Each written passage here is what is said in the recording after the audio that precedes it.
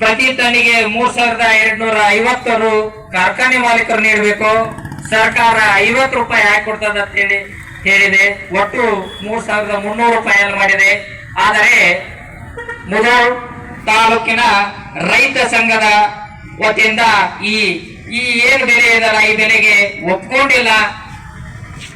ಇವತ್ತು ಎಲ್ಲಾ ಕಾರ್ಖಾನೆಗಳ ಮಾಲೀಕರು ವೇದಿಕೆ ಮೇಲೆ ಬರಬೇಕು, ಟಿಸಿ ಬರಬೇಕು, ಎಸ್ಪಿ ಬರಬೇಕು, ಸಕ್ಕರೆ ಸಚಿವ ಕೂಡ ಇಲ್ಲಿ ಬರಬೇಕು, ಅಧಿಕೃತವಾಗಿ ಘೋಷಣೆ ಆಗಬೇಕು ಅನ್ನತಕ್ಕಂತ ಮಾತು ಈ ಎಲ್ಲಾ ರೈತ ಹೋರಾಟ ಪರವಾಗಿ ಹೇಳ್ತಾ ಇದ್ದಾರೆ. ಒಂದು ಜೋರಾಗಿ ಚಪ್ಪಾಳೆ ನೀಡುವುದರ ಮುಖಾಂತರ ಇದೊಂದು ಅಧಿಕೃತ ಆಗಬೇಕು, ಇತಿಹಾಸ ಸೃಷ್ಟಿ ಆಗಬೇಕು ಅನ್ನತಕ್ಕಂತ ಮಾತು.